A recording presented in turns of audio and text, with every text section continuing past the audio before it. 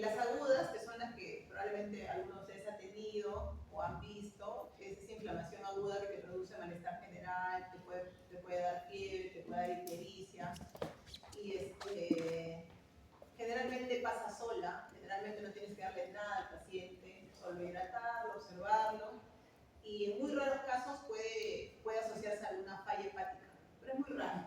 Puede presentarse por la hepatitis A, por la hepatitis E, por la hepatitis B, hepatitis agudas que pueden evolucionar a una falla hepática, pero es muy raro.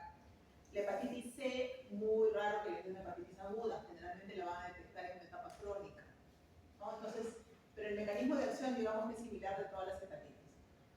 Recuerden que no es necesario que le restrinjan algo al paciente tampoco, el paciente puede comer, si tiene apetito puede comer. El paciente con hepatitis aguda generalmente no tiene hambre, entonces no come porque no tiene hambre. Pero cuando ya despierta el apetito es porque ya se está recuperando y va a poder comer lo que quiere.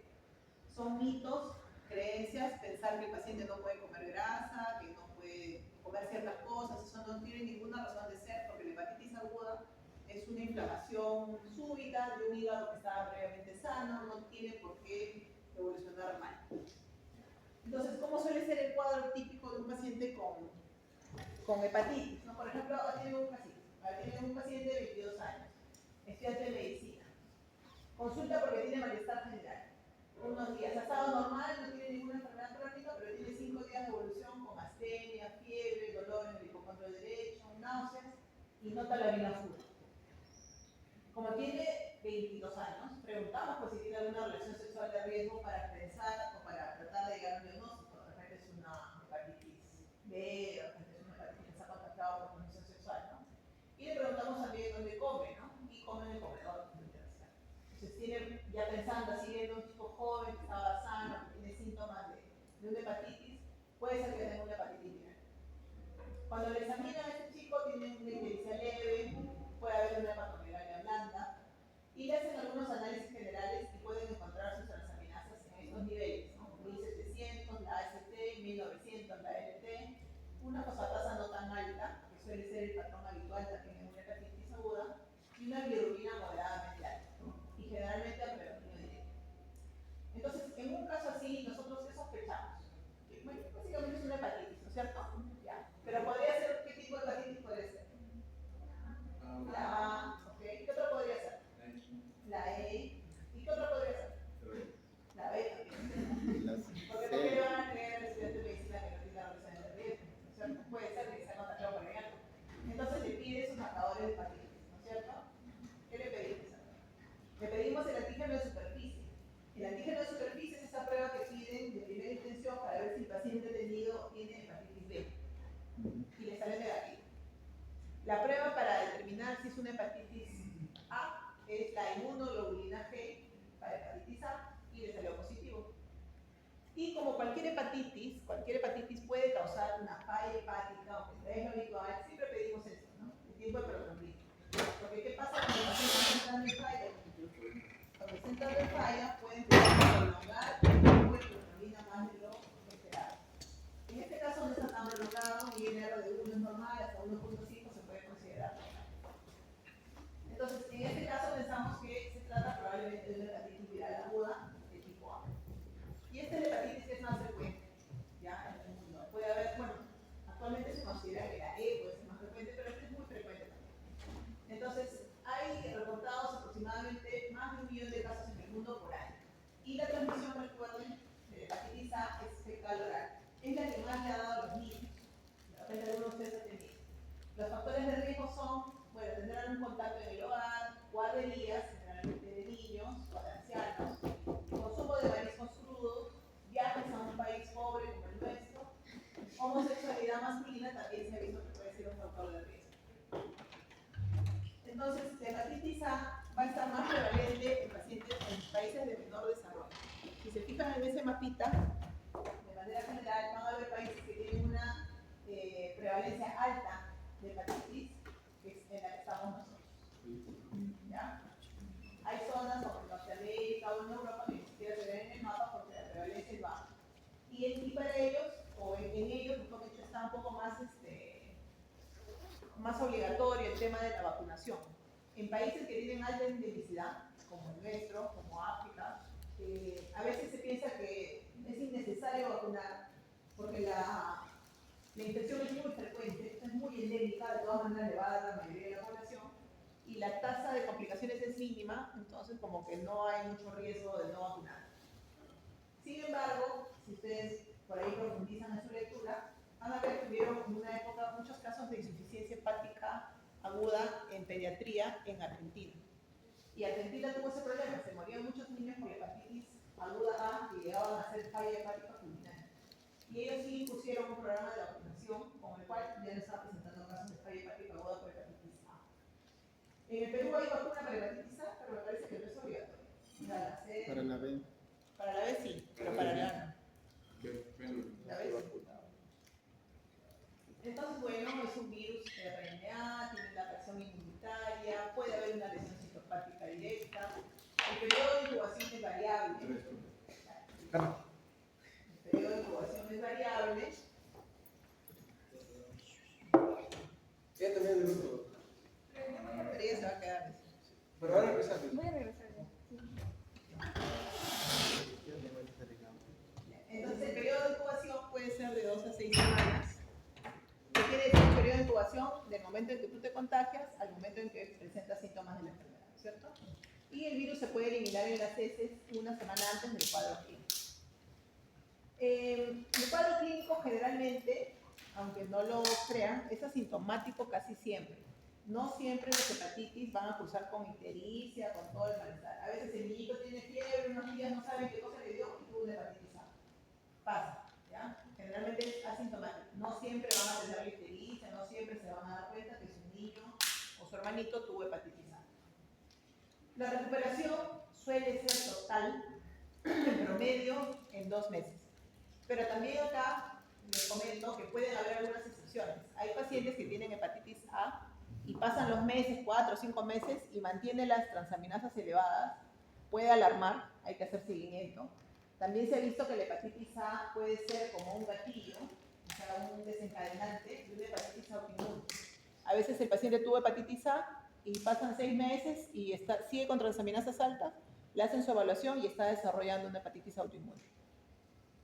Gatillada por una hepatitis A. Eso pasa. ¿Okay? Entonces, siempre un paciente que haga hepatitis, por más que sea una cosa benigna, que ustedes saben que va a curarse solo, hagan el seguimiento unos meses después para que vean que sus transaminasas ya normalizaron. No tienen por qué seguir con transaminasas altas, tienen que normalizar. Pueden haber prodromos, se llaman a los síntomas previos, que son inespecíficos.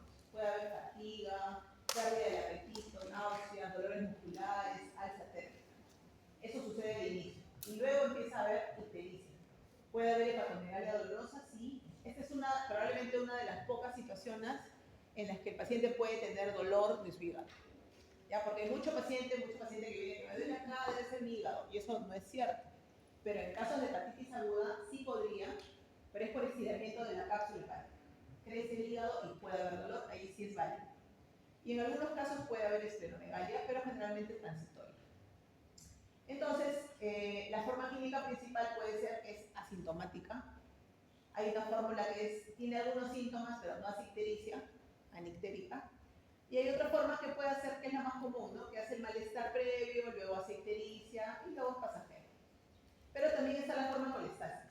Hay pacientes que hacen mucha ictericia y es una ictericia que demora a veces 2 meses a más en desaparecer. Y también están los episodios recurrentes. A veces el episodio hace su cuadro de hepatitis, parece que ya se curó y al mes otra vez vuelve a elevar enzimas hepáticas. Entonces eso puede pasar con las hepatitis agudas. Puede haber como que un nuevo pico de elevación de enzimas hepáticas. Y luego también está más rara la hepatitis fulminante. Es aquella que evoluciona mal, aquella que el paciente, la bilirrubina persiste muy elevada, hace encefalopatía, hace trastorno de la coagulación severo y puede necesitar un trasplante hepático urgente. Y si no se trasplanta, el paciente puede fallecer. Eso puede pasar. ¿Hay trasplante sí para niños? ¿Hay trasplante para niños? Sí, claro, claro. Trasplante para niños y se hace de donante vivo. Se hace de donante vivo. Digamos que tienes un hijo. Tu hijo tiene 3 años y hace una hepatitis aguda. Tú le puedes querer donar y tú, como eres un hombre joven, sano, le donas un pedacito de tu hígado y se lo ponen al niño y lo sacan de este problema. Claro, porque el niño no necesita un hígado completo. El niño necesita un pedacito, tu lóbulo hepático izquierdo puede ser un pedacito del hígado, un segmento, y con eso se recupera. Y eso pasa, y en esos casos el donante ideal es la mamá o el papá. La mamá o el papá. Y que entran en falla, si no se muere, el niño se muere. Eso es lo que pasaba en Argentina, y era un problema de salud pública, por eso es que implantaron la vacunación. Porque pensaban, la hepatitis A pasa y no pasa nada, pero había niños que morían con eso. Entonces es muy triste, ¿no? Entonces, estas curvitas siempre van a encontrar cuando revisen el tema de las hepatitis virales, que es el comportamiento más o menos del virus. Ustedes van a tener que, desde que ustedes tienen contacto con el virus, o sea, se comen hoy día su pato en chicharrón en la esquina, entra el virus a tu cuerpo. Desde el día 0 ya el virus ya está en tu cuerpo. Incluso va a salir de las heces, ya está, pero tú no tienes síntomas. Pueden pasar hasta 2 meses y tú no tienes síntomas. Y de pronto un día empiezas a tener síntomas. Los síntomas generalmente van de la mano con la elevación de las transaminasas. Porque esa hepatitis, esa elevación de transaminasas es lo que te genera desgano, malestar, fiebre y todo. Y de ahí también dos cositas que siempre tienen que saber de las hepatitis, que las hepatitis te van a generar una respuesta inmunitaria. Y esa respuesta inmunitaria son las inmunoglobulinas, son los anticuerpos, que te van a servir para diagnosticar el problema. Entonces, por ejemplo, en esta hepatitis A, que es la más sencilla, digamos, la más simple, ustedes tienen que aprender que se elevan las inmunoglobulinas. Se eleva la inmunoglobulina M, que es la inmunoglobulina de la agudeza, ¿no es cierto? La inmunoglobulina M, acuérdense, siempre indica agudeza. Y la inmunoglobulina G es la que te indica cronicidad o memoria. Entonces, ¿qué pasa cuando tú tienes una hepatitis? Digamos que recién estás sospechando de la hepatitis, le haces las dos pruebas. Le haces la IgM y la IgG para la hepatitis A. Entonces, si tú encuentras la IgM positiva, necesariamente es una hepatitis aguda. ¿Ya? O a lo más ha tenido la hepatitis pues en las últimas semanas. Pero la G siempre va a estar presente. Si tú has tenido a los 5 años, hasta ahora seguramente tienes IgM positiva para hepatitis A. ¿Los cuántos días lo tengo que hacer, doctora, el examen? Cuando ya tienes síntomas, o sea, cuando el paciente ya llega con el síntoma, ya tienes que tener inmunoglobulina M. Ya tiene que estar positiva. Si no, no tienes síntomas. Si estás antes, no vas a tener. Si la haces acá, obviamente no va a haber, pero ahí tampoco vas a tener sospecha. Cuando tú sospechas es porque el paciente ya está ictérico, tiene cansancio o tiene transaminasas altas, ahí ya tiene que estar positiva si es que es eso. Desde ahí ya empieza a elevar, la IgM, mira, se levanta rapidito, la IgM, rapidito, junto con tu transaminasa. Entonces, la IgG es la que te va a quedar de memoria. Y eso también tienen que saberlo, ¿ya? Porque hasta ahora yo veo muchos médicos que te mandan, así tengo hepatitis aguda y IgG. Y no, es IgM. Ya, si tiene IgM es aguda, si tiene IgG es crónico. Entonces, eso aprendanlo bien. Y cuando tú sospechas de la hepatitis aguda, solamente pide el IgM en todo caso. No tienes que pedirle la otra, si tú sospechas que es una aguda. Porque el IgG finalmente no tiene ninguna trascendencia. O sea, si tú has tenido, cuando tenías 5 años, hepatitis A, ese no es un antecedente de relevancia para nada, porque la hepatitis A no te deja ninguna secuela, no tienes que hacer ningún seguimiento, nada. La hepatitis A, si la tuviste de niño, no te causó nada. Entonces, este examen no va a tener relevancia en el futuro, pero la IgM sí. Y si estás ahorita con la hepatitis A, es. Entonces, las transaminasas en una hepatitis aguda van a estar súper altas, ¿ya? Bien altas. Generalmente es más de 1000. Generalmente es más de 1000. Pero el hecho de que estén más o menos altas no quiere decir que el paciente esté más grave. O sea, tú puedes venir con 3000 de transaminasas y el otro con 800, no quiere decir que está más grave el tiempo, ¿no? Simplemente que su cuerpo reacciona más fuerte, nada más. Y las bilirrubinas no suelen elevar más de 15 a 20, porque cuando elevan bastante, ya te puede estar hablando de que tendrá de una insuficiencia hepática también. No suele ser más de 20, ¿ya? En la segunda semana. La fosfatasa alcalina no se eleva mucho, pero se va a elevar porque de todas maneras va a haber inflamación, va a haber obstrucción al flujo de salida de la bilis en el hígado. Se puede elevar un poco, pero no tanto. Puede haber linfocitosis también, pero no es algo muy significativo. Y el diagnóstico correcto para una hepatitis aguda es la IgM antivirus de hepatitis A. Entonces, esta, como la mayoría de las hepatitis agudas, se van a curar espontáneamente. ¿Ya? Van a pasar unas semanas y el paciente ya no va a tener nada, va a estar sano. Es muy raro que ustedes necesiten hospitalizar a este paciente. ¿Ya? Puede ser pues alguno que por ahí vomita mucho, o tiene alguna comorbilidad, ¿no? De repente es un paciente, no sé, diabético, tiene otra enfermedad y encima le da la hepatitis, bueno, lo puedes hospitalizar. Que haga coagulopatía es muy raro, pero puede presentarse.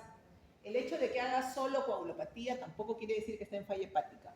Para que esté en falla hepática tienen que haber una serie de criterios, ¿no? La coagulopatía, la encefalopatía, la elevación marcada de la bilirrubina. Entonces, que se pueda alterar un poquito la coagulación no es problema. La mortalidad es muy rara, ya menos del 1%, salvo que haga pues, una falla hepática aguda, pero es rara. Y lo bueno es que para la hepatitis A existe vacuna, pero como les comentaba, en los países desarrollados sí, casi sí es una obligación vacunarse porque si les da es una enfermedad rara, ellos no suelen tener hepatitis A. Para nosotros es muy común la hepatitis A, entonces ya la gente no le tiene miedo, incluso dicen, mejor que le dé hepatitis, voy a se cura. Entonces, bueno, eso es discutible. Entonces, eso en cuanto a la hepatitis A. Es una hepatitis, ya saben, benigna, simple, da cuadro agudo, no da cuadro crónico y se diagnostica con la IgM para la hepatitis A. No suele dar problemas. ¿Puede causar falla hepática? Sí, pero en casos muy raros. Muy raros. Este es otro casito también para que fijen algunas cosas. A ver, esta es una chica, mujer de 28 años. 28 años. Es de Abancay. Y le pongo Abancay porque ustedes son peruanos y tienen que saber que hay zonas en el Perú que son endémicas de algunos virus. Entonces, Abancay, por ejemplo, es una zona endémica de un tipo de virus. Ya, eso ya tienen que ir sabiendo. Entonces, viene de Abancay. ¿Qué cosa tiene? Tiene astenia, ictericia, náuseas, hiporexia, coluria, de una semana de evolución. No refiere antecedentes hepáticos, no refiere uso de medicamentos, no la han vacunado de nada. ¿Ya? ¿Y qué le encuentran? Sus transaminasas 960, su ALT 1340, fosfatasa 210, bilirrubina en 8, el INR en 1.2. Entonces, cuando ustedes se encuentren un paciente con un cuadro sugestivo de que puede ser un problema hepático, hepatitis, y viene de Abancay, o viene de la selva, o viene de ciertas partes del Cusco, de la parte de ceja de selva, piensen que puede ser una hepatitis B. En el Perú nos consideramos una zona endémica, ciertas partes del Perú endémicas de hepatitis B. Entonces, este es un cuadro mucho que pinta de. Entonces, la hepatitis B es bien frecuente en ciertas zonas de nuestro país y aunque hay vacunación, no siempre la vacunación llega a todas las zonas. Y en Abancay, en el Cusco, ustedes todavía van a ver pacientes con complicaciones asociadas a la hepatitis B de jóvenes. Entonces, como estamos sospechando que puede ser una hepatitis, le pedimos toda la serología para que vayan viendo, a ver acá necesitan sus ojitos. Esto que dice acá, HBsAg, es el antígeno de superficie, que también le van a llamar antígeno australiano en algunos laboratorios. ¿Ya? Y eso te indica que la infección está activa. ¿Ya? No te dice de cuándo, ¿no? De cuánto tiempo, pero te dice que está activo, positivo. ¿Ya? Ahora, ¿qué cosa te sirve para ver si la infección es actual o es crónica? Acuérdense también lo mismo que le dije. Exacto. Acá tiene el IgM positivo. Entonces eso es agudo, eso no es crónico. ¿Podría ser crónico? Sí, porque una chica de 28 en Abancay podría tener una hepatitis crónica, sí, pero no parece ser el caso. Tiene el IgM positivo, eso me indica que es agudo. Tiene el IgG también positivo, porque empiezan a subir juntas, ¿no? Si ya le pedí el IgG, puede ser que le salga positivo. ¿Esto qué cosa es? Antígeno de superficie. Ya, ¿y eso en qué caso se eleva? Cuando está vacunado o cuando está inmunizado naturalmente. O sea, cuando tú tienes anticuerpos, o sea, si eso estuviera positivo, querría decir que el paciente está vacunada o está formando anticuerpos. ¿Ya? Y cuando ustedes piden ese análisis, generalmente la respuesta va a ser en valores. Les van a decir 10 unidades internacionales, 100 unidades internacionales, 1000 unidades internacionales. Mientras más tenga, es mejor, porque quiere decir que tan protegido estás. Si tú te has vacunado y te sale 10 unidades, es poquito, o sea, estás con la justa. Si te sale 100, quiere decir que has hecho buena respuesta a la vacuna. Si te sale 1000, puedes estar más tranquilo. Y esa prueba, no sé si ustedes están vacunados seguro, ¿no? ¿No están vacunados para hepatitis B? No se vacuna. ¿No están vacunados? Acá no vacunan. No, pero ustedes de al nacer los habrán vacunado, porque ya vacunan de los últimos años. Deben estar vacunados. Acá están 20 para arriba, creo que somos. No, yo creo que ya deben estar vacunados. Ah, No eran 20 años, ¿no? Para la B. ¿B? No. ¿No están vacunados para la hepatitis B? A ver, pregúntenme a su mamá. Y acá tenemos 30 años todavía. ¿Ah? No, la vacunación acá en el Perú puede ser hace más de 20 años. En el colegio creo que. Sí, ustedes deben estar vacunados. Y ustedes, si se hacen esa prueba, ya deberían tener positivo. Ya deberían. Y si no tienen positivo, cuando vayan a hacer su internado, ahí creo que sí es obligatorio, les van a vacunar seguramente para la hepatitis B. Porque fijo, puede uno tener un accidente laboral, ¿no? Fijo, entonces tienen que estar vacunados para la hepatitis B. Entonces, esto mientras más alto les salga, es mejor. Acuérdense. Ahora, el antígeno E. ¿Este qué indica? El antígeno E también es un antígeno que le indica que el virus está replicando. ¿Ya? Puede ser en una etapa aguda, pero también puede estar en una etapa crónica. La hepatitis B crónica también tiene antígeno E positivo y le indica que el virus está replicativo. Nada más. Ahora, a este paciente en particular, como tenía 28 años, y bueno, era bancario, pero también puede tener una hepatitis A, se le pidió hepatitis A IgM negativo. Y también, por si acaso, dijimos hepatitis C negativo. ¿Ya? Entonces, en este perfil, ustedes tienen un diagnóstico de una hepatitis viral aguda tipo B o asociada al virus B. Doctora, y para que sea hepatitis C, C, para que sea E, hepatitis C, ¿qué tienes? ¿Qué pides? ¿cómo me tiene que, Ah, ¿qué qué pides? le pido? La E, le pides anticuerpos también. Ahora lo vamos a ver más adelante. Le pides anticuerpos contra la hepatitis E, así como el A. Doctora, supongo que tengo IgM negativo. O sea, solo me dan antígeno de superficie positivo e IgM no reactivo. Tienes esto positivo, Ajá, y eso negativo. Y solo me da eso. negativo. Ajá. Y hay clínica. Ya, puede ser una crónica. Tienen que darte ese dato. Claro. Tienen que darte el dato. Sí, Si pregunta te el dicen hace 6 meses, tiene, tía. Pero Así sí, que tendría que Ese ser del ese examen que nos positivo. han tomado. El examen es antes. Pero no decían hace cuánto, solo hacía la clínica.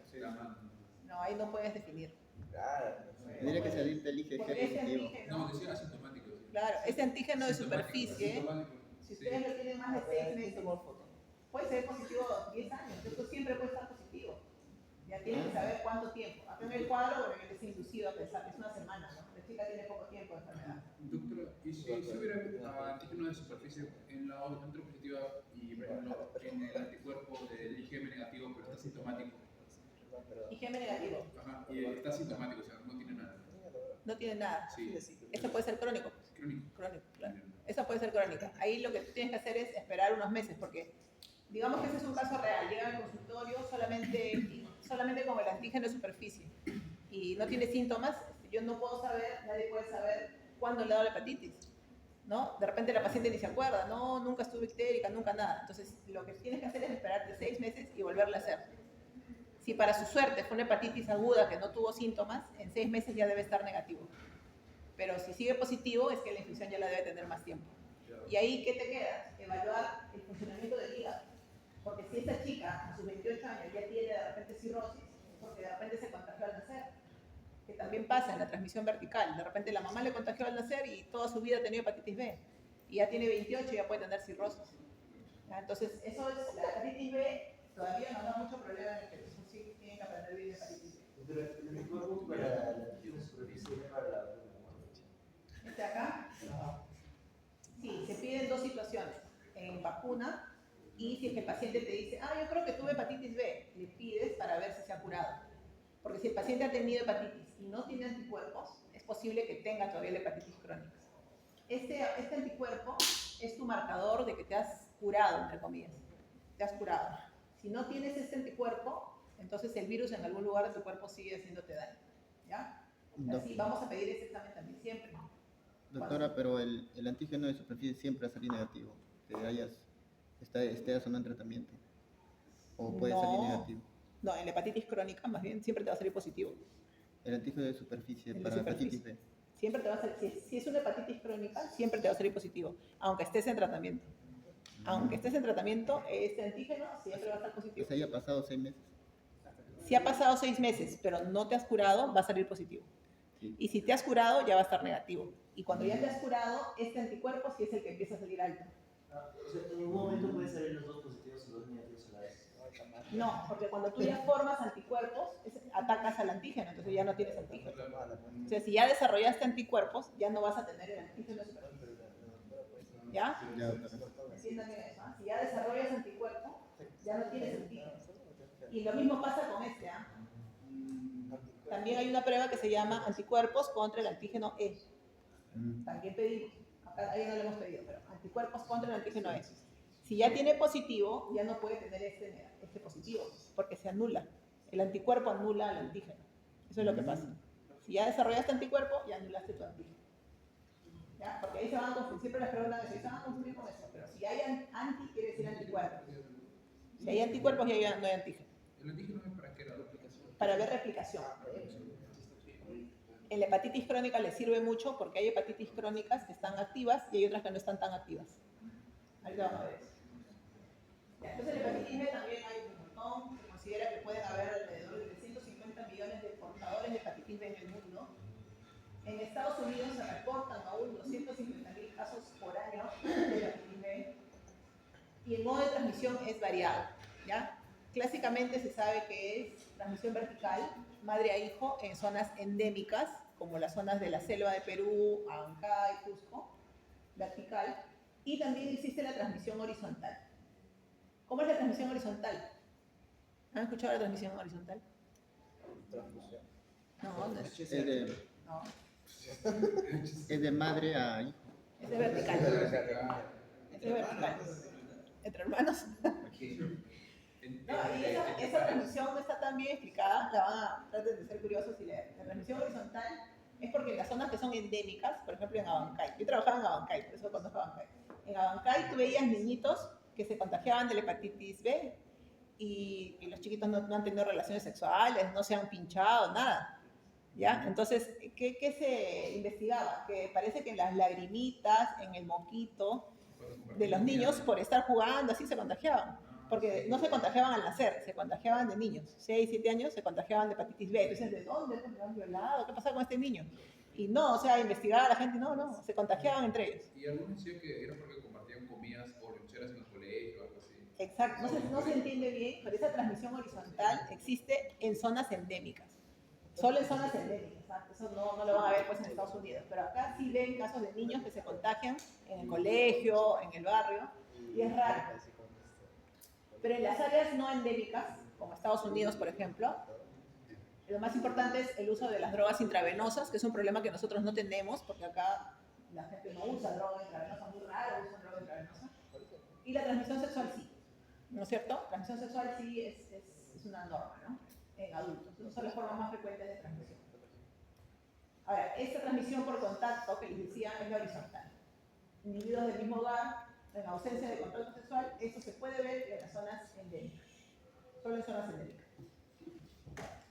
Entonces, igual acá den una miradita al mapa para que se den cuenta, y orgullosos de su país, que miren, hay una parte del país que está en rojito, que es una zona de prevalencia alta de hepatitis B. Vamos al nivel de acá de la África, ¿no? Alto, muy alto. ¿Por qué? Porque no llega la vacunación, porque tenemos mal sistema sanitario, entonces, full hepatitis B. Y la vacunación no llega, todos deberían estar vacunados, pero no hay vacunación. Entonces sigue siendo un problema, es un problema en los pacientes que están coinfectados con HIV, o sea, es un problema para el médico. Entonces, ¿cómo se cataloga esta prevalencia? ¿No? Se habla de países que tienen endemicidad alta, intermedia o baja. Y esa endemicidad, digamos, se refiere a la presencia de antígeno de superficie positivo. O sea, ustedes van a un pueblo y le toman a todos antígeno de superficie. Esa es una forma de evaluar la prevalencia de la infección. Entonces, si tú haces eso, vas a encontrar de un 8 a 20% positivo en zonas de riesgo, ¿no? Aquí está la zona de la Amazonía, que es la zona que nos corresponde. Entonces, ese virus es un virus que tiene varias variantes o genotipos. Va a producir lesión hepatocelular, igual, activa nuestro sistema inmune, igual, porque produce anticuerpos, produce inmunoglobulinas. Dependiendo del grado de reacción inmunitaria, va a depender la gravedad de la hepatitis aguda, ¿ya? Y también, igual que todas las hepatitis, puede causar una insuficiencia hepática fulminante, no es tan frecuente, pero puede causar, ¿ya? Y una reacción no tan intensa podría no eliminar por completo el virus. El periodo de incubación igual hasta hasta unos 6 meses se considera que puede suceder. O sea, hoy día pueden tener ustedes su contacto de riesgo y recién en 5 o 6 meses tener el cuadro de la hepatitis. Por eso cuando hagan su historia clínica siempre pregunten bien, ¿no? Si tú ves un paciente con hepatitis, estás sospechando, pero no viajaste en el último año, hace 6 meses, indaguen bien porque a veces por ahí, sí, hice un viaje, qué sé yo, no sé, tuvo un contacto de riesgo. Entonces, en el virus B es un poquito más complejo que en los otros virus por la estructura del virus.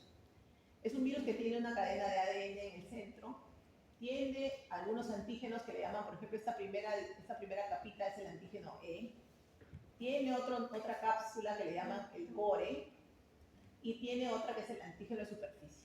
Entonces es por eso que cada antígeno hay que solicitar la orden, solicitar antígeno de superficie, solicitar core, solicitar antígeno E, y también solicitar el anticuerpo para cada uno de esos antígenos. Por eso en la hepatitis B es un poquito más complejo entender bien cuando ya te dan el resultado y saber cómo lo interpreto, ¿no? Es un poquito más complejo que en la A, que en la E, que en la C. Entonces, el cuadro también, al igual que en hepatitis A, eso sí, no se da problema, generalmente es subclínica, o sea, no te da muchos síntomas en 2/3 de casos. 1/3 sí puede desarrollar una hepatitis sintomática y igual 1% puede hacer falla hepática aguda. Eso es raro, ¿ya? Entonces, la hepatitis B, a diferencia ya de la hepatitis A, sí puede presentar puede complicar otros órganos, no solamente afecta al hígado. Entonces puede presentarse junto con algún problema articular, puede presentarse con cuadros de urticaria, con glomerulonefritis y con vasculitis. Entonces eso le suele complicar un poco el diagnóstico porque a veces uno se va pensando que tiene otra cosa el paciente hasta que llegas al diagnóstico de la hepatitis B crónica. Entonces en los pacientes con infección crónica, la mayoría de ellos van a estar asintomáticos por años. Cuando hablamos de infección crónica, ya quiero que se entienda, es la presencia del antígeno de superficie después de los 6 meses, o por más de 6 meses. ¿Ya? Cuando escuchen eso, infección crónica, porque tiene el antígeno de superficie de más de 6 meses. Y estos pacientes, que son frecuentes en países endémicos como el nuestro, la mayoría no tienen síntomas, están asintomáticos por años, hasta que el virus les empieza a causar o un tumor hepático o les causa cirrosis. Entonces, al desarrollar los síntomas, al inicio pueden ser inespecíficos, malestar, hiporexia, hasta que llegan a estar ictéricos o tener complicaciones, pero ya de la hipertensión portal, o sea, de la cirrosis hepática, porque esto sí causa cirrosis hepática. Entonces, la hepatitis, te contagias de la hepatitis B, ¿ya? Aprendan eso. O te recuperas, o haces una infección crónica. Tienes 2 caminos, ¿ya? Con la hepatitis B hay 2 caminos. Con la hepatitis A solo hay un camino, o sea, infectaste, te dio la hepatitis, te curaste. ¿Okay? En cambio acá no, te da, te recuperas, o te da y te quedas con la infección crónica. ¿Ya? Si te recuperaste ya no hay mucho problema. No hay mucho problema, pero siempre hay un problema. O sea, siempre cuando ustedes han tenido hepatitis B, acuérdense si que han tenido, ese es un antecedente que siempre hay que tener en cuenta, porque el virus se sabe que no se desaparece totalmente de tu cuerpo. Siempre se queda en tu ADN, se queda. Y si en algún momento de tu vida, mala suerte, te dan cáncer, te trasplantan un órgano y te bajan tus defensas, ese virus se puede activar. Entonces, con el virus B, nunca lo den por curado. Nunca lo den por curado. Puede recuperarse, sí, puede formar anticuerpos, sí, pero no quiere decir que ha desaparecido el virus. ¿Ya? Entonces, o hace la infección crónica. Si hace infección crónica, o sea, tiene más de 6 meses en el antígeno de superficie, ese seguramente va a ser hepatitis crónica, cirrosis hepática, cáncer de hígado. Tiene esos 2 caminos, o se va a curar o se va a quedar acá. Entonces, ¿cuándo es que tienes más riesgo de hacer infección crónica? ¿Cuándo creen? ¿Quién tiene más riesgo? ¿Si se contagian al año o a los 50 años? 50. No, el recién nacido que recibe el virus de la mamá, ese tiene más riesgo de hacer infección crónica. ¿Por qué? Porque su sistema inmunológico del bebé no está fuerte. Entonces entra el virus y el virus hace lo que quiere. En cambio, cuando uno ya es adulto, y si es un adulto sano, tus defensas van a combatir al virus y es más probable que lo elimines. Entonces, la exposición al virus en los primeros 6 meses de vida te lleva a un riesgo del 90%. Mira que es un montón, ¿eh? 90%. O sea, si tu mamá te contagió, casi fijo que vas a hacer infección crónica. ¿Ya? Esto va disminuyendo, mira. Llega al 50% si estás alrededor de los 6 años. Pero si él es mayor, mira, los adultos con sistemas inmunológicos intactos lo van a eliminar en el 95% de casos. Entonces, si ustedes se condejan a esta edad, es más probable que se recuperen de la hepatitis B. ¿Ya? Entonces, ¿eso qué quiere decir? Que obviamente la mayoría de casos crónicos van a estar en las zonas endémicas, porque son donde contagias de la mamá al hijo, ¿no es cierto? Por eso es que en esas zonas hay más hepatitis crónica, ¿ya? Por eso es que en el Perú tenemos mucha hepatitis crónica y por eso es que ustedes tienen que aprender a diagnosticar y a tratar la hepatitis B, porque eso sí van a ver con mucha certeza, van a ver. Y esta es la curvita que se forma, es un poquito más amplia que la de la hepatitis A. Van a elevar el antígeno de superficie en primer lugar, ¿no es cierto? Esta es una hepatitis aguda. Elevan el antígeno de superficie y el antígeno de superficie debería caer, ¿no es cierto? Allá por las 24 semanas ya no debería haber. Y esto va de la mano con la formación de anticuerpos. Acá se empieza a formar tanto la inmunoglobulina M, esa es la aguda, que también va a caer, y queda siempre en tu cuerpo la inmunoglobulina G, anticore. Ese es el que le llaman el anticore. Y en el análisis, haciendo un paréntesis, cuando ustedes piden en el laboratorio, hay uno que se llama anticore total. Y el anticore total es la suma del IgG más el IgM. Entonces, si ustedes piden anticore total, no pueden saber si tiene más IgM o más IgG. Tendrían que pedir fraccionado, que le hagan el IgM del core y el IgG del core. Porque tener el valor del core total no te permite determinar si es aguda o crónica. Igual el antígeno E también está al inicio y luego debe desaparecer para que aparezca el anticuerpo contra el virus, contra el antígeno E. Y acá aparece también el anticuerpo contra el antígeno de superficie, que este sí es permanente. Si has tenido hepatitis B, también siempre te va a acompañar este anticuerpo y este IgG del core. ¿Sí?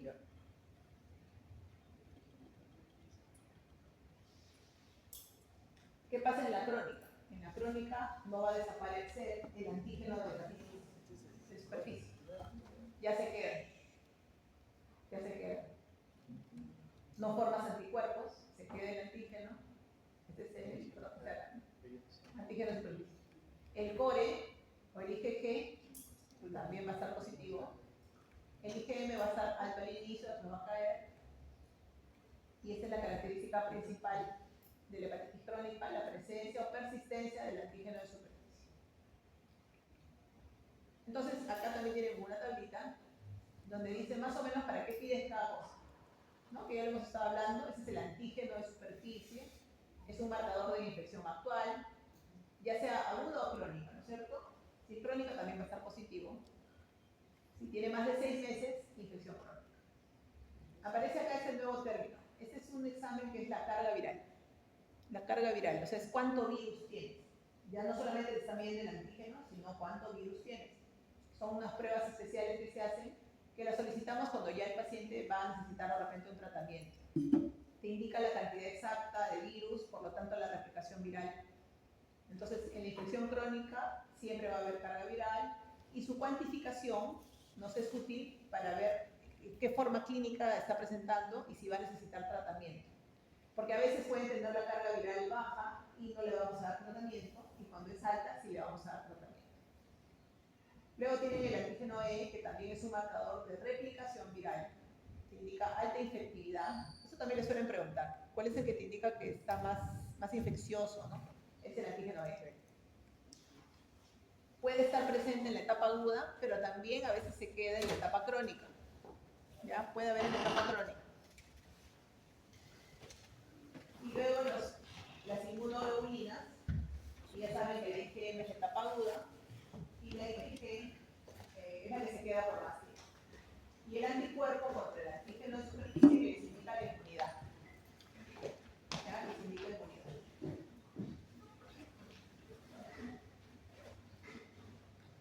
Entonces, esta tablita también es muy básica para que ustedes interpreten los resultados. Este de acá es el antígeno de superficie, anticuerpo contra el antígeno de superficie, y este es el que les decía que es el anticore total. Este no me está diciendo si es IgM o IgG. Es core total, y el core total es la suma del IgG más el IgM. Core total. Pero es una prueba que se pide, es la prueba que pedimos de despistaje. Cuando estamos en consultorio y hacemos un tamizaje, pedimos antígeno de superficie, anticuerpos y anticore total. Es una prueba que se hace.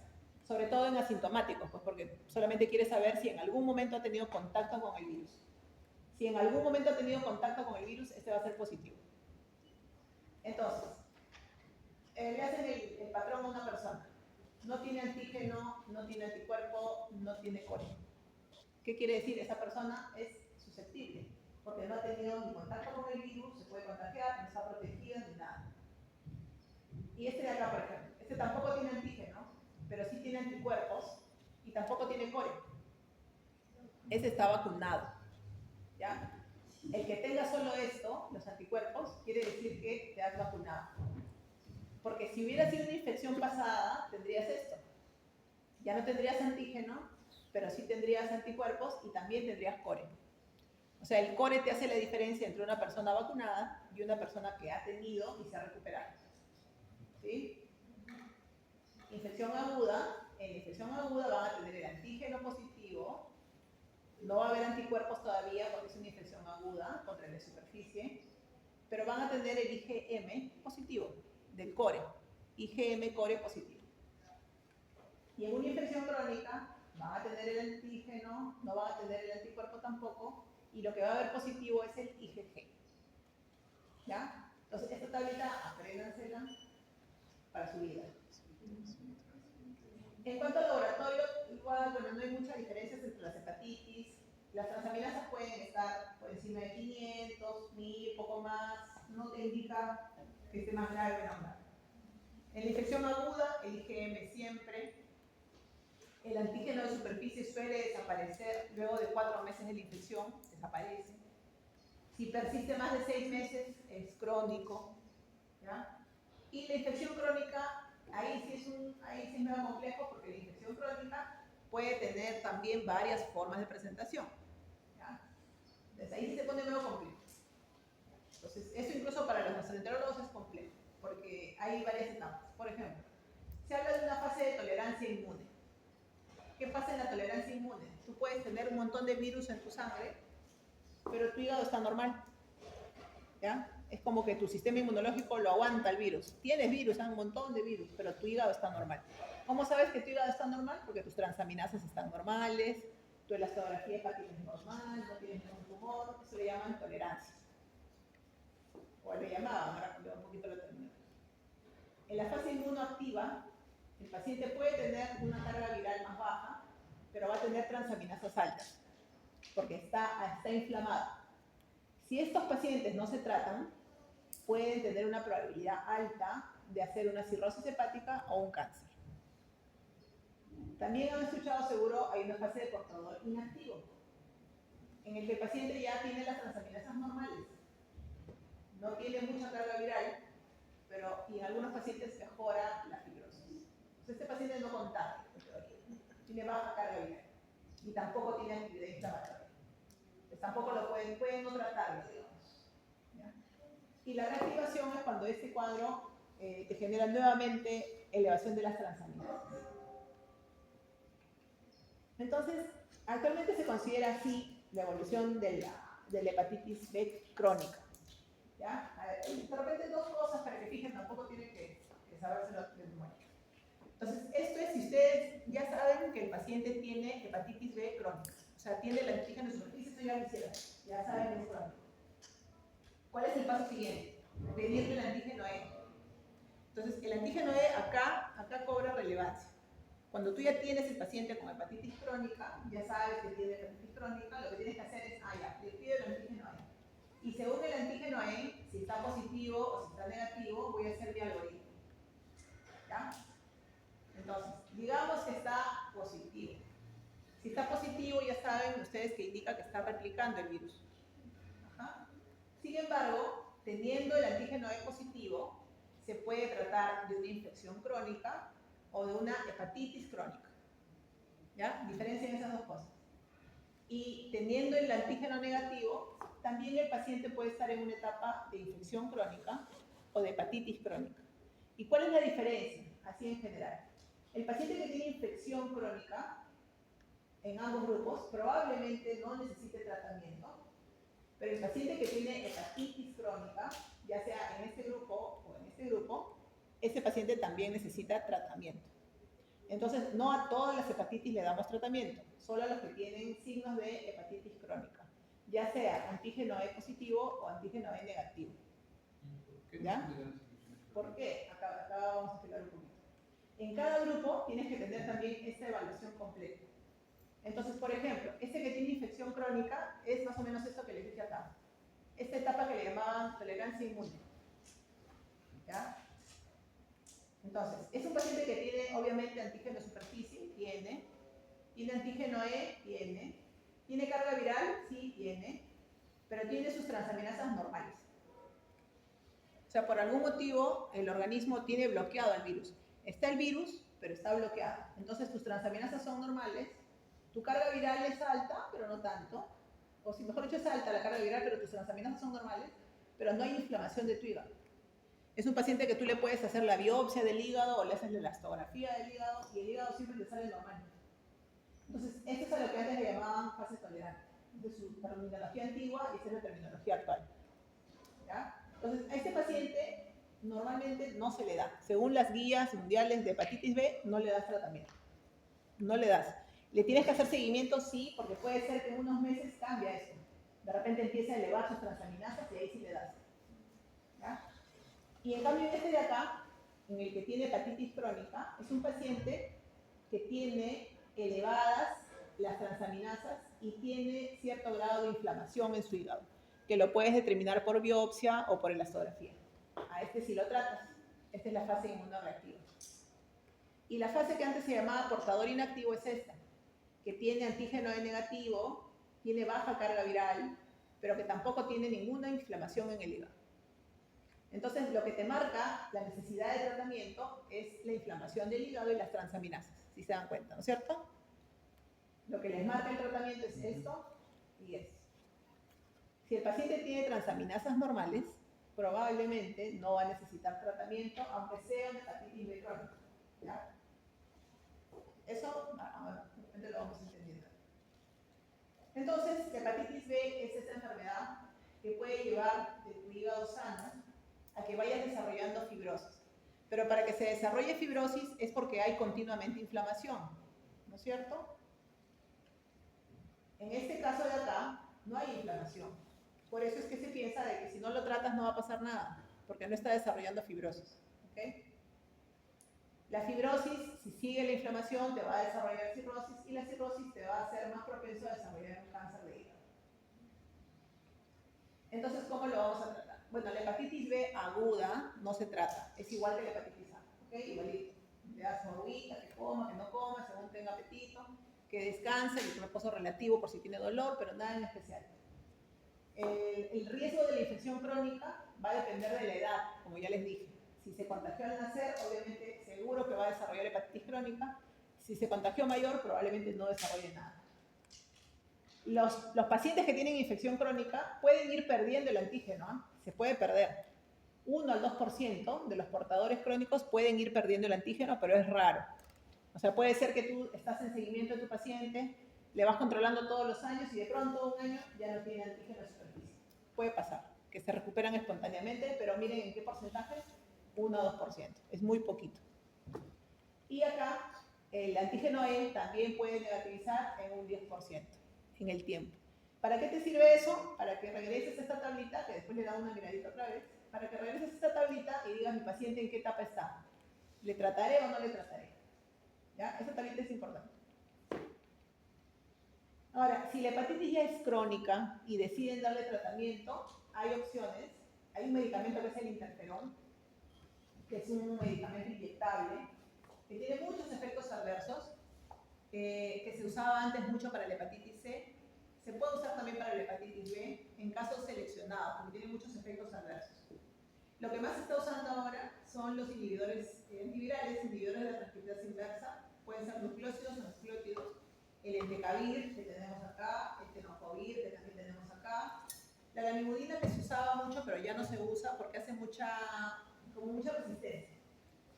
En la defovir igual no se usa mucho, la telivudina tampoco. Lo que más se usa es entecavir y tenofovir. Entonces, si ustedes usan interferón, no se usa mucho porque tiene muchos efectos adversos, pero el interferón te da más probabilidad de curarte. ¿ya? En cambio, cuando tú usas el entecavir o el tenofovir, tú no lo curas al paciente. Eso creo que sí saben. Cuando tú tratas al paciente con hepatitis B, es como el HIV. Controlas la carga viral le va a salir negativa, va a bajar la inflamación, pero el paciente no se va a curar. Siempre va a tener el antígeno de superficie positivo. Y si le dejan de dar, se va a activar. ¿Ya? Es muy raro, como les mencioné acá, muy raro que pierdan el antígeno de superficie. Si pierden el antígeno, bueno, enhorabuena, ¿no? Ya no va a necesitar tratamiento. Pero el tratamiento que usamos, el entecavir, el tenofovir, solamente controlan la enfermedad. Anulan el virus, ya no hay carga viral, se detiene el daño hepático, se detiene la progresión a cirrosis, se detiene el riesgo de hepatocarcinoma, pero no lo están curando. No se cura el paciente con hepatitis B, ¿ok? No se cura, acuérdense de eso, no se cura. Por más que esté en tratamiento, por más que esté negativo, no se cura. Entonces, igual acá, luego revisan, ese es el interferón que les hablaba, el interferón vigilado, que es un medicamento inyectable, que lo tendrían que usar 48 semanas, y este es como un estimulante de tu sistema inmune. Entonces, en teoría, si tú usas interferón, podrías lograr la curación, porque estás estimulando tus defensas a que eliminen el virus. Sin embargo, tiene muchos efectos adversos, por lo tanto casi no se usa y es muy costoso. En el seguro hay, pero casi no lo usan tampoco, porque estos medicamentos son de más fácil administración. El entecavir o el tenofovir son los que más se usan. No tienen efectos adversos y lo puedes usar por años o de por vida, mejor dicho, porque estos pacientes los tienes que tratar de por vida. ¿Ya? Si le empiezan a dar su tenofovir, toda la vida va a recibir tenofovir. Si le empiezan a dar entecavir, toda la vida va a recibir entecavir. Y esa toma de decisiones, acuérdense, que va a ser en relación a esta tablita. ¿A quién le doy? ¿A quién le doy? A las hepatitis. A la infección no le doy. A la hepatitis le doy, a la infección no le doy. ¿Ya? Acuérdense de eso. Entonces, para la hepatitis B hay prevención, pero no la usamos. Hay vacuna, que son 3 dosis que ustedes se van a poner cuando vayan a ser internos. Al 0, 1 y 6 meses.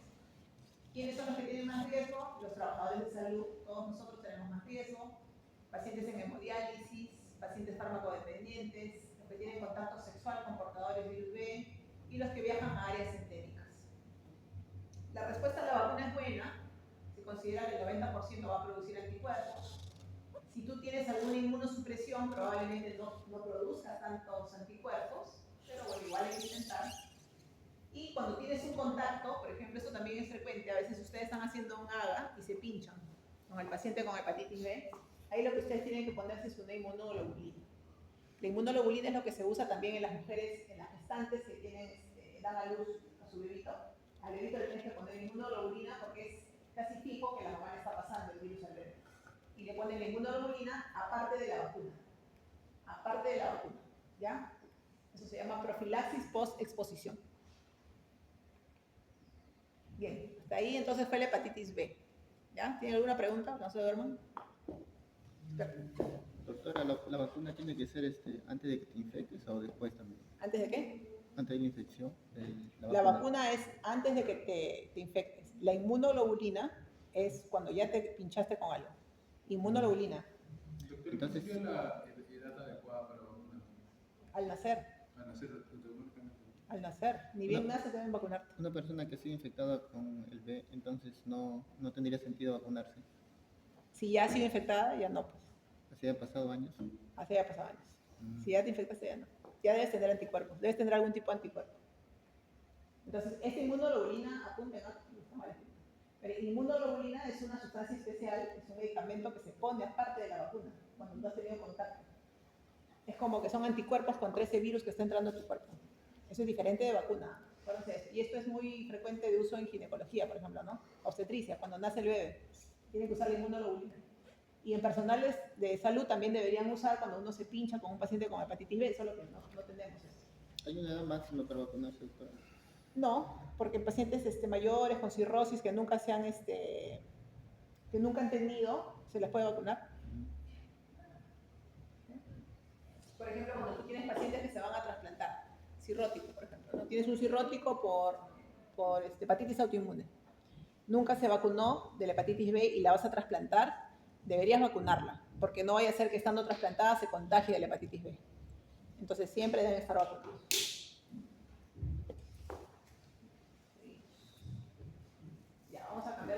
es un poco más breve, la hepatitis B es lo más pesado. Ya, entonces digamos que acá tenemos otro paciente.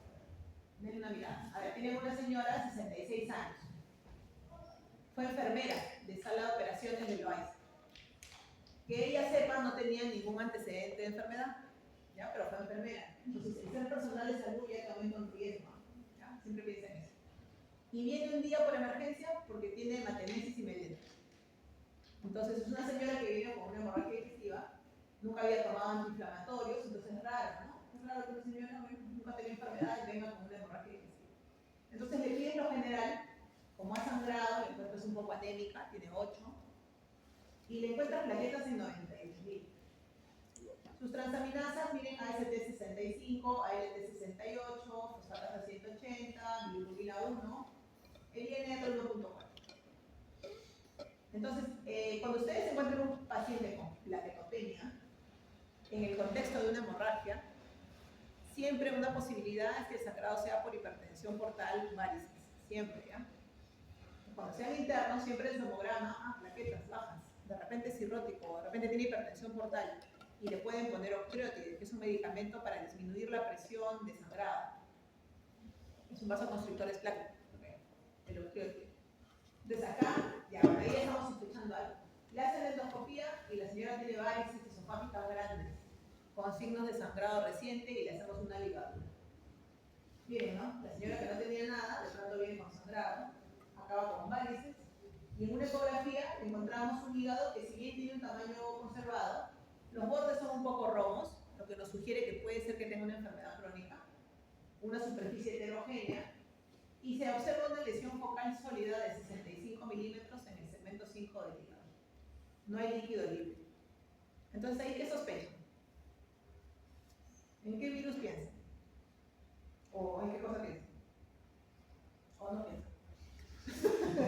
Es cierto. ¿Qué piensan? B. Puede ser una B, ¿ah? Pero te podría decir que si fue enfermera, debe haber estado vacunada para la hepatitis B. Debe haber estado vacunada. La C es frecuente, ¿eh? La C es bien frecuente en personal de sala de operaciones. Es bien frecuente. Bueno, mala suerte. Ya, puede ser B, puede ser C. El problema es que ya la señora tiene signos de hipertensión portal, signos de cirrosis, y aparte, ¿qué más? ¿A qué les hace pensar esta lesión focal sólida? Cáncer. Un cáncer de hígado. De repente ya tiene un hepatocarcinoma. Y el hepatocarcinoma tiene mucha relación con el virus B y con el virus C, ¿ya? Entonces, si ustedes ven un tumor hepático, lo primero que tienen que pedir es hepatitis B y hepatitis C. ¿Ya? Entonces, vamos a ver qué le pedimos. El antígeno de superficie se le hizo, estaba negativo. El anticore total negativo, o sea, nunca tuvo. No se le pidió anticuerpos contra el antígeno de superficie, tal vez tenía si estaba vacunada. Bueno. El anticuerpo contra el virus de la hepatitis C. Este es el examen que se pide cuando ustedes sospechan de hepatitis C. Así se llama, antivirus de la hepatitis C. Acá no piden IgM, no piden IgG, piden antivirus de la hepatitis C. Y le salió positivo.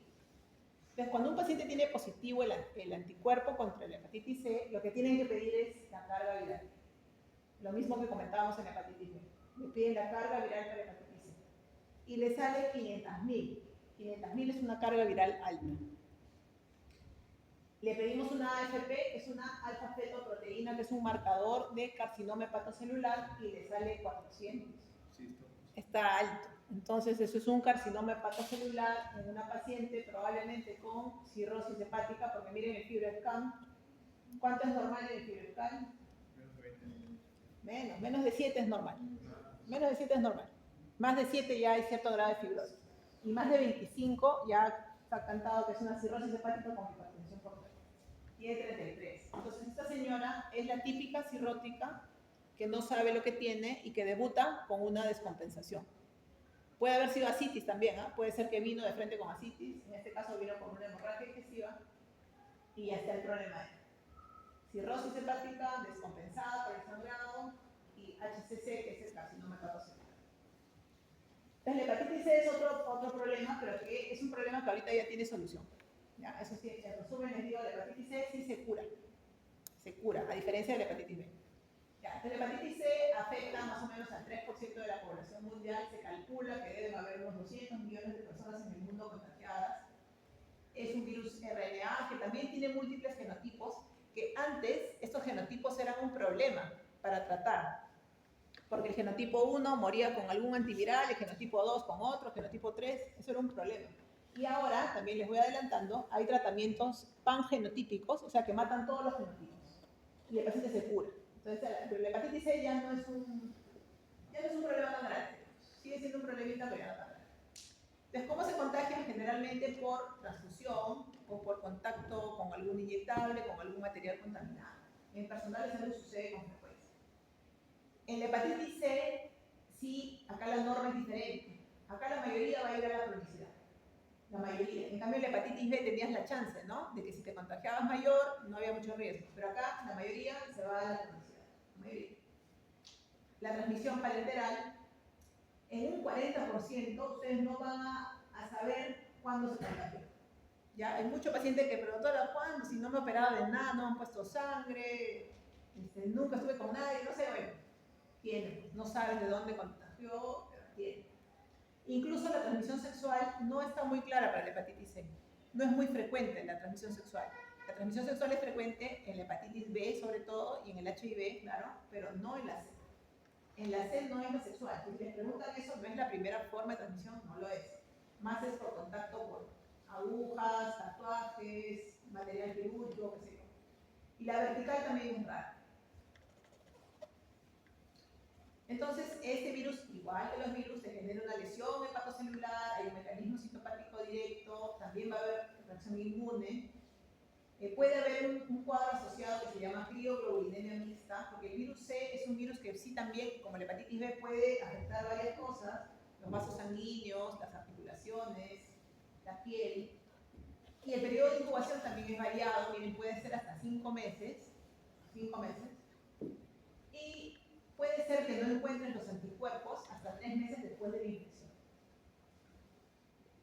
Entonces es bien raro, ¿no? Hace poco tuve un paciente que había estado en el Ravaliati, me contó, que lo fueron a operar creo que le hicieron una amputación porque era diabético, y salió de alta de su operación y al mes se puso histérico. Entonces es raro, hizo un cuadro de hepatitis aguda. Regresó al hospital y resulta que le hacen todo el descarte y le sale hepatitis C. Y la hepatitis C es raro que te haga una hepatitis aguda. Es bien raro, ¿eh? Al señor le dio una hepatitis aguda. Buscaron en su historia si él antes había tenido la hepatitis C y no había tenido, pues antes de su operación le hicieron la prueba y no tenía. Lo que con eso él demostró que se contagió en la operación con ese internamiento, ¿no? Y estaba él muy intranquilo, pero bueno, le dijimos, pues es variable, o sea, de repente te cura solo, hay que esperar unos meses. Recién se había contagiado hace unos meses, entonces había que esperar unos meses para ver si él desarrolla inmunidad o no. Y si no desarrolla inmunidad, hay tratamiento. Entonces, no, ya está bien, no, lamentable lo que le pasó, pero tiene tratamiento. Entonces, la mayoría es asintomático, bien raro que hagan cuadro agudo, ¿no? Poca probabilidad de falla hepática aguda, es más raro todavía. Ya, entonces, los infectados son asintomáticos y los pueden detectar cuando hacen algún examen de sangre o cuando vas a donar sangre y en el banco de sangre te dicen, no, tú no puedes donar. No, pregúntale a tu doctor.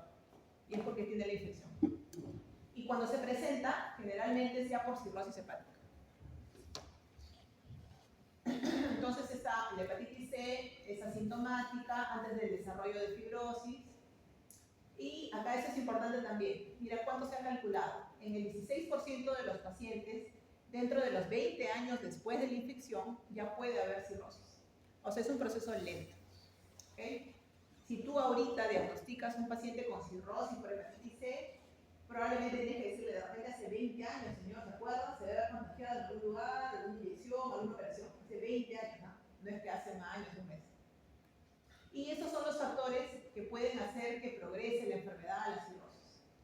Que sea de edad mayor, a diferencia de la hepatitis B, que tenga una coinfección, o sea, si el paciente tiene otra infección por hepatitis B, que tome mucho, o sea, si encima de tener la C el paciente toma, más rápido va a desarrollar cirrosis hepática. Que tenga alguna situación de inmunosupresión, por ejemplo, alguna quimioterapia o que haya sido trasplantado de algo. Y los factores de riesgo que ya conocen para el MASLD, que es el hígado graso, el ser obeso, el tener resistencia a la insulina. Todo eso hace que la hepatitis C pueda avanzar más rápidamente. Entonces, la hepatitis C es una de las causas de enfermedad hepática crónica y cáncer de hígado. ¿Ok? Primero les va a generar fibrosis, luego con el tiempo se desarrolla la cirrosis hepática y luego puede aparecer el carcinoma hepatocelular o alguna descompensación, como en el caso que les puse de ejemplo, pues la señora presentó una hemorragia abdominal. En el laboratorio no va a haber nada muy típico, las transaminasas pueden estar un poquito elevadas, nada muy típico, como en el ejemplo 60, 50. El 65% van a tener positivo el anticuerpo contra el virus C a las 2 semanas de haberse contagiado y el 90% van a ser cero positivos después de los 3 meses. ¿Qué es importante acá? La carga viral. ¿Ya? La carga viral, ¿qué es? Por ejemplo, digamos, si ustedes han tenido, te contagiaste hepatitis C, ¿ya? Te contagiaste la hepatitis C, te hacen el análisis, te sale anticuerpos contra la hepatitis C positivo. ¿Ya?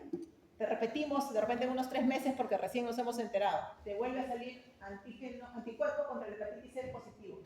Pero tus transaminasas son normales, tu elastografía es normal, entonces, ¿qué hacemos? Pedimos la carga viral. Si la carga viral es negativa, ¿qué quiere decir? Que en algún momento te contagiaste, desarrollaste anticuerpos, pero que ya lo eliminaste el virus. Eso se llama curación. O sea, tú solito te curaste. Formaste anticuerpos, eliminaste el virus y ya no lo tienes. Pero si la carga viral es positiva, te indica que ese paciente tiene la hepatitis C crónica. Entonces, cuando ya tienes ese diagnóstico, le vas a hacer la elastografía, que nos sirve para ver si el paciente ya está desarrollando fibrosis o cirrosis hepática. Entonces, lo que les decía es que actualmente ya hay algunos medicamentos antivirales, que son pastillas, es muy fácil de tomar, se llaman antivirales de acción directa, y son panfenotípicos. ¿Qué quiere decir panfenotípico? Que tomas una pastilla al día y mata cualquier fenotipo. Entonces, ahora ya no hacemos tampoco el estudio de genotipo. Antes le pedíamos al paciente estudio de genotipo para ver si era genotipo 1, 2, 3, 4. Ahora no, ahora le damos el tratamiento y la respuesta es en un 98% de eficacia. Entonces se va a curar, la hepatitis C se está curando. El problema es que son medicamentos costosos y no todos los países pueden pagarlos. Entonces no hay tratamiento para todos. Acá en el hospital, ustedes están yendo Infecto, ¿no? ¿Sí? No. Ya. En Infecto, por ejemplo, hay tratamiento para la hepatitis C, pero hay pocos tratamientos. O sea, al Loaiza nos darán pues 30 tratamientos al año. Entonces, los infectólogos tienen que decidir a quién le dan primero. Generalmente le dan al que ya tiene cirrosis, al que está desarrollando cirrosis, al que ya tiene un cáncer. O sea, tienen que escoger a quién le dan el tratamiento. Si hubiera para todos, se le daría a todos, porque ahora el tratamiento está liberado. Mientras más grande es la hepatitis C, mejor. Pero no hay para todos, ¿no? Entonces, estos son los medicamentos, para que tengan una idea si los escuchan por ahí. El Cimeprevir, Palitasvir, Grazoprevir, Daclatasvir, Ledipasvir, Velpatasvir, Sofosbuvir, Dazabuvir. O sea, hay combinaciones de esos fármacos que te curan de la hepatitis C. Actualmente en el país me parece que tenemos este de acá, el Sofosbuvir con el Velpatasvir. Si tú lo compras en una farmacia, te puede costar algo de 12.000, 15.000 soles de tratamiento. ¿Ya? Y el tratamiento se toma una pastilla diaria por 3 meses. Y con eso estás curado. Si tienes suerte y en el hospital el infectólogo te escoge, te da tu tratamiento gratis y te curas. Pues la tasa de curación es alta. O sea, esa hepatitis C ya no debería ser un problema en algunos años. ¿eh? Ya no debería ser un problema. Bien, y ya para terminar, hay un par de hepatitis que solamente para que tengan una idea que existen. La D y la E. La D y la E.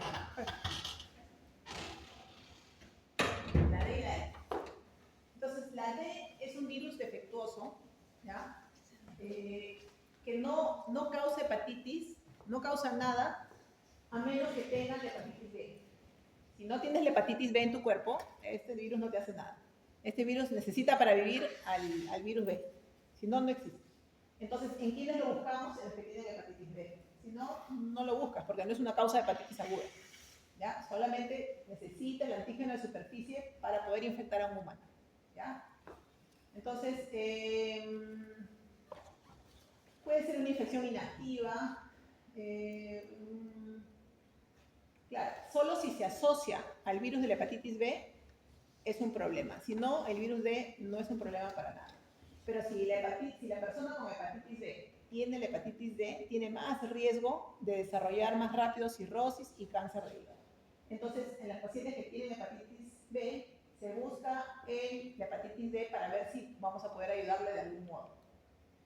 Entonces, es una coinfección, ¿ya? Se pueden infectar al mismo tiempo o te puedes contagiar después, ¿ya? Entonces, la hepatitis D puede haber en esta forma de coinfección, cuando en el mismo momento que te contagiaste la hepatitis B, te contagiaste la D, o cuando hay una sobreinfección, o sea, tú ya tenías la hepatitis B y te has contagiado encima la hepatitis D. Entonces, esto puede empeorar tu pronóstico. Como virus aislado no tiene ninguna relevancia. ¿Okay? Entonces, ¿cómo lo diagnostican? Se piden pues, los anticuerpos anti el virus de la hepatitis D, IgG o IgM, que es la forma como diagnostican la A, la E. ¿Ya? Piden los anticuerpos y eso les va a indicar si ha habido una exposición. El ARN pueden pedir, que es la carga viral, digamos, que nos va a confirmar si la infección está activa. Y el antígeno es una prueba más rara, que es el antígeno delta, que solamente lo hacen en protocolos de investigación, que es poco disponible. Entonces, el tratamiento de la hepatitis D va centrado su tratamiento en eliminar el virus B, porque si ya no hay virus B, el virus D no puede hacer nada. Entonces, los tratamientos actuales contra el virus B, como no eliminan, como no se cura el paciente, siempre persiste con el antígeno de superficie, entonces la hepatitis B puede causar daño. Por lo tanto, se han investigado algunos medicamentos para la hepatitis D y se ha visto que el interferón pegilado podría ayudar a eliminar la hepatitis D. ¿Okay? Y también hay un tratamiento en investigación que es la bulevirtida. Pero como la hepatitis D es rara, solamente la investigan en zonas endémicas, no hay mucha información de hepatitis D. Solamente recuerden que es una hepatitis que puede complicar a un paciente con hepatitis B, que no puede vivir el virus si no hay la hepatitis B. ¿Ya? No existe la hepatitis D sin la hepatitis B. Solo recuerden eso. No es una hepatitis que va a causar un problema. La hepatitis E, más bien, es una hepatitis que sí está en crecimiento, porque cada vez se reportan más casos. Se presenta igual a la hepatitis A, ¿ya? Es un virus ARN que tiene la misma transmisión fecal-oral que la hepatitis A. ¿Ya? Tiene la misma transmisión fecal-oral por agua contaminada. Entonces, es responsable actualmente de la mayoría de brotes de hepatitis aguda transmitida por el mal tratamiento del agua en el mundo. Es una hepatitis común, sobre todo en zonas pobres.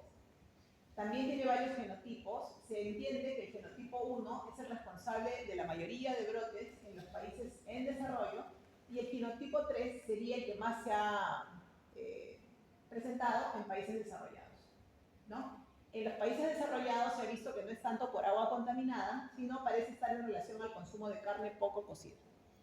¿Ya? Entonces, de la hepatitis C tampoco se sabe tanto.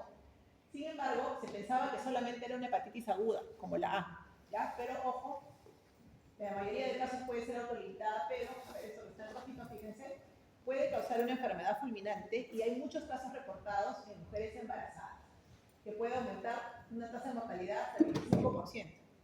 Entonces, esta hepatitis sí es peligrosa, sobre todo en las embarazadas. ¿Sí? Y también esto de acá puede causar... ¿No estoy haciendo algo?